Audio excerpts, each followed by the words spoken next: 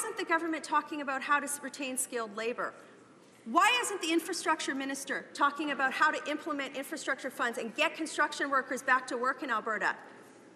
Why does this government treat Alberta like a fart in the room that nobody wants to talk about or acknowledge?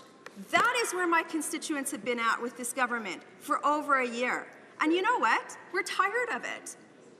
We watched what happened. I watched what happened in Brexit. Oh, and by the way, constituents, as I'm giving this speech, there's Liberal members across the aisle that are laughing at me. Yep. And they're laughing at you. Yep. I watched what happened in Brexit. And I... Point of order. The honourable member for Saanich Gulf Islands. Interrupt my friend in her speech, but I heard her say a word that I know is distinctly unparliamentary, and I think she may want to withdraw it. The word was F-A-R-T. The honourable member for Calgary Signal Hill. Are you serious, Mr. Speaker? Like, is my colleague actually serious? I just gave an impassioned speech about supporting Alberta jobs, and that's what the leader of a political party stands up and has to say? No, I don't withdraw it. The honourable member for Saanich Gulf Islands. I have a lot to say about the content of my friend's speech. I am deeply concerned, as are all people in this place, for Canadians who are hurting from economic downturn. I would like to speak to that, but the first important... excuse me. Did the honourable member for Calgary Signal Hill want to respond to that?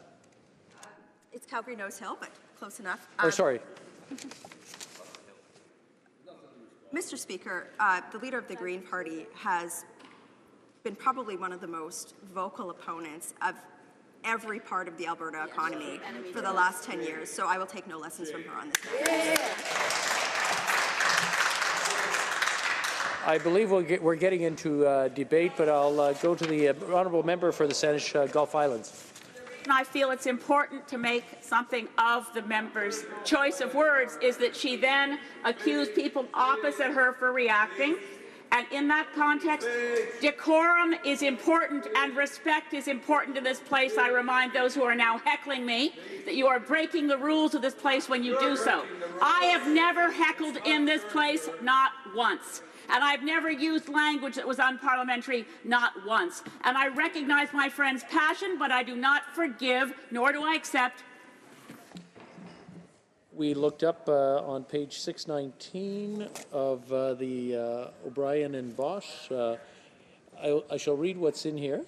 In dealing with unparliamentary language, the Speaker takes into account the tone, manner, and intention of the member speaking, the person whom the words at issue were directed, and it goes on. What I'm going to say is that sometimes in this chamber, passion takes over and it gets kind of heated, and sometimes we say things out of order or things that may not be parliamentary.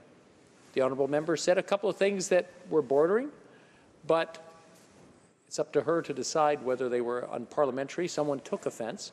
I will take it under advisement, bring it back to the table, and we'll go from there.